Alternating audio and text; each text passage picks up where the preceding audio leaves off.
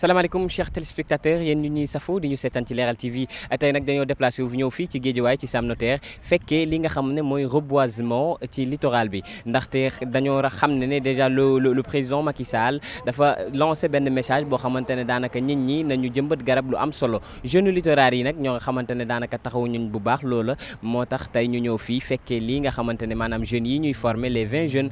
que la mairie de la ville de Guédiawaye a déployé bien sûr donc aux eaux et forêts pour ñu former leen pour ñoom ñu am suivi ak évaluation ci loolu mbir moomu moo tax ñu ñëw fi tey lu tuuti ñu dénku leen suñu micro ndax ñu am ci ay leeral. voilà donc jërëjëf donc projet ECOPAS dafa nekk projet boo xam ni dafa ñëw pour xeex wàllu environnement donc mu nekk projet boo xam ni aussi Union européenne moo ko financé te ONG bu ñu naan ONG CISV nekk une ONG italienne boo xam ni ma nga sosoo sa Turin en Italie ànd si ak ay partenaires am yu demee ni que Hydroaide di benn organisation aussi buy liggéey ci wàllu ndox nekk ci Italie ak benn organisation paysanne bu nekk fii ci Sénégal ñu naan ko FONGS ñoom ñoo ànd taxawal projet bi pour vraiment protéger ak sauvegarder wàllu environnement. et de suivi fii ci site bi bon en fait man li ma ciy wax tey daje bi li waral suñu daje fii tey mooy projet ECOPAS bi nga xam ne tey jii ñoo ngi ko commencé depuis daaw bi mën nañu wax ni mooy deuxième phase parce que mooy deuxième site bi premier site bi moo nekk fële bi mooy deuxième site bi nga xam ne moom nekk 1 hectare 25 aussi donc ñu dajee fii le maire la mairie de la ville envoyé ñu 20 jeunes fii pour ñu ñëw def li nga xam ne mooy suivi ak entretien bi donc foofu day entrer rek dans le cadre bi le président wax mooy planter pour la patrie reboiser pour la patrie donc comme ni nga ko waxee projet bi ñëw na bien avant loolu mais président de la République aussi bu ñëwaatee aussi lancé waat appel boobu ñun dañ ciy gën a renforcer gën ciy gën a nekk donc loolu moo ñu andi fii tey ñu def suivi bi def entretien bi donc loolu aussi dañ ciy sant le maire de la ville monsieur le maire. projet bi daal vraiment nu ma ko gisee c'est venu à son heure. et wax dëgg yàlla ñu ngi koy rafetlu bu baax a baax a baax ndax lii communes yi ñoo ko waroon def collectivité territoriales yi ñoo ko waroon a def bu ñu amee nag koo xam ne day ñëw di ko def ko ñun ñu ñëw vraiment dañ ko war a appuyer parce que ñun ñoo ko waroon a def donc man ni ma ko gisee moom lu baax la. En fait moi ce que j'ai dit c'est la multiplication des extensions de l'habitat au niveau de la zone maritime, au niveau de la bande verte est une menace réelle pour tous. Et pourtant,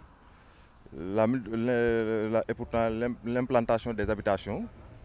sur la zone de protection des bandes de filao est formellement interdite. C'est ce que révèlent toutes les codes de référence en la matière. Code de l'urbanisme, code de l'environnement, code forestier. Et on a vu que l'Union des magistrats du Sénégal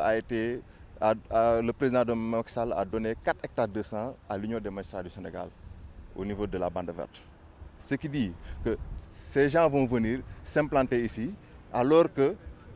les populations de Guédiawaye sont là et laissées en rade. Pourquoi? Donc moi je dis que ce projet est venu à son heure et ce projet-là est une alternative de la coupe des filao. C'est-à-dire que nous, on est là à implanter des cocotiers, mais c'est une alternative de ce que se fait au niveau de la bande verte. taxawaay ville de Guédiawaye ci projet ECOPAS bi c'est par rapport à la sollicitation bu ECOPAS def en partenariat avec la ville ba ñu rencontrer le maire Aliou Sall ils ont sollicité vraiment son appui en ressources humaines. C'est en ce sens que nous avons travaillé ak ñoom dans le cadre d'une installation d'un comité de suivi départemental qui va essayer, après les reboisements, de veiller au suivi des plans. Donc, ville de Guédiawaye, le maire Aliou Sall, je veux dire, engagé à envoyer un effectif, au minimum 15 personnes, pour que sur la bande du littoral, que mu am une équipe d'arrosage, bi nga xam ne dinañu dimbali pour que li nga xam ne ECOPAS indi na ko fi en partenariat avec Guédiawaye et l'ensemble des communes que mu am suivi bi nga xam ne moom bu jaar yoon la. donc ñaareelu ponk bi ci wàllu reboisement waroon nañu reboiser 10 hectares ci ñeenti communes yi donc commune bu nekk dina am à peu près 2,5 hectares yoo xam ne war nañ ko reboiser yu demee ni ki ay filao ak ay cocotier. donc ñetteelu ponk bi nekkoon aussi ñu dekkal ak taxawal ay micro entreprises yoo xam ni vraiment dañuy seen liggéey day jëm ci wàllu environnement yoo xam ni vraiment dañuy sauvegarder wàllu environnement. donc ñetti ponk yooyu ci la projet bi di liggéey tey nag li ñu fi dajale ci wàllu ñaareelu ponk bi la muy reboisement wu 2,5 hectares yi nga xam ni moom la ñu prévoir woon ci commune bu Wakhinane Nimzatt Ndiarème Limamoulaye ak Sam Notaire. donc nag ñu ànd si ak comité de gestion yi nga xam ni moom la ñu taxawal parce que daaw bi ñu reboiser ba pare dañu taxawaloon ay comité de gestion. donc commune bu nekk am na benn comité de gestion boo xam ni association yi ñi ngi ci biir collectivité locale bi mi ngi ci biir ñu eaux et forêts di leen superviser pour que ñoom ñu mën a def suivi bi nga xam ni ci site yi nga xam ni moom la ñu reboiser. trois jours bu nekk daa am benn commune bu ñu jël parce que tey jii nii mercredi ñoo ngi fii au niveau de la commune de Sam Notaire le lundi dañu nekk au niveau de la commune de Ndiarème Limamoulaye le samedi gars yi dañuy nekk au niveau de la commune de Wakhinane Nimzatt. donc loolu commencé na ñu defoon fële ñu commencé woon fële 1 hectare 500 tey bi yoon aussi ren ñu defaat la même chose donc depuis commencé na depuis daaw daal vraiment waaw. ban appel ngay wax pour. voilà man appel bu muy def rek mooy gis naa ne collectivité territoriale bi mooy commune bu Sam Notaire seen implication des na. bien que man je suis conseiller municipal président de la commission environnement mais nu ma gënoon a bëggee ñoom ñu jàpp si affaire bi gën a dox xaw na des moi je fais un appel au maire ak ñi nga xamante ne ñoom ñooy son bureau ñu gën a ñëw gën a impliqué wu parce que lii ñoom ñoo ko moom. Aujourd'hui on est là en tant qu'organisation de la société civile et nous sommes vraiment décidés à nous engager corps et âme pour pouvoir réussir cet reboisement qui se trouve au niveau de la zone maritime. gis na ni projet bi. C'est un projet important parce que lu waay wax aussi la bande des filao l'intéresse c'est-à-dire que mu am taxawaay bi ci war a am dans le volet environnement te yaakaar naa ni depuis que mi ngi fii ci loolu lañ nekk looloo tax sax ngeen gis ay allées Serigne Saliou donc y a aussi d'autres programmes yoo xam ne la ville s'est engagée un programme de reboisement de cocotiers sur les allées Serigne Saliou et un autre programme de reboisement sur les grandes artères de la ville de Guédiawaye et dans les établissements scolaires donc ci dynamique boobu lañ nekk bu ñu gisee Ecopass ñëw sollicité ñu def ci waxtaan ànd ceeg commune yëpp def un programme de suivi départemental loolu moo waraloon suñu taxawaay tey sur le terrain. jëmbat garab baax na lool waaye nag suivi bi moo ëpp solo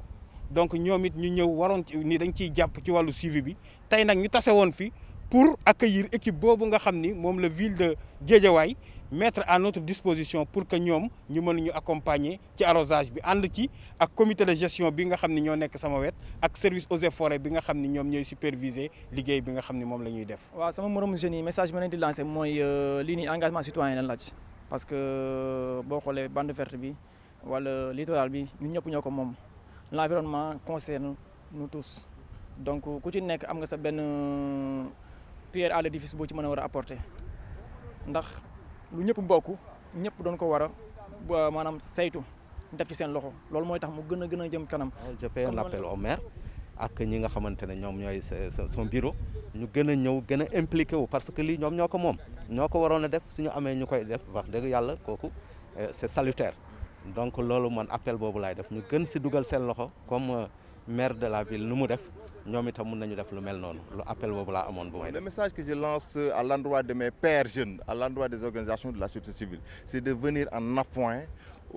pour l'arrosage et l'entretien de cet espace-là. Cet espace dédié à des organisations de la société civile, cet espace dédié à les communes, cet espace dédié aussi à la ville de Guédiawaye. Parce qu'aujourd'hui, nous sommes fiers de voir la ville de Guédiawaye qui nous a envoyé 20 jeunes pour la formation. Nous les remercions davantage. Mais en fait aussi, nous sommes assez motivés et nous sommes vraiment de tout cœur pour qu'on puisse réussir ensemble, main dans la main, cette activité de reboisement. Je fais juste un appel à la citoyenneté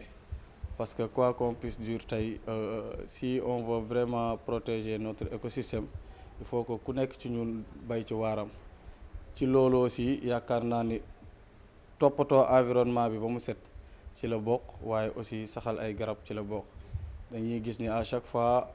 dañuy gis à la télé gis le président di joxe le bon exemple le président de la République à chaque fois devant le palais muy def ay reboisement yaakaar naa loolu c'est un signal fort pour tous les Sénégalais ku ci nekk nga xam ni environnement bi ñu ñoo ko moomal suñu bopp te ñu ñoo ko war a aaral suñu bopp donc ci dynamique boobu lañ nekk donc di encourager encore une fois le maire Aliou Sall ci décision yi mag yi nga xam ne jël na ko pour protéger le littoral de Guédiawaye. alors jërëjëf chers téléspectateurs li moo nekkoon kàddu yoo xamante ne daanaka dénkoon nañ ñi nga xamante ne ñooy acteur environnement ginnaaw bu njiitu réew mi di Macky Sall bu mu lancé maanaam reboisement bi nga xamante ne amaloon na ko fële ca Diamniadio boobu ba tey jeunes yi Wakhinane jeunes yi Guédiawaye de cadre général bàyyiwuñ ci dara seen bopp moo tax nag dénkoon nañ suñu micro ñii nga xamante ne daanaka ce sont des acteurs de l'environnement li moo nekkoon li ñu leen indiloon tey ci grand reportage Guédiawaye Thierno Kane Leral TV.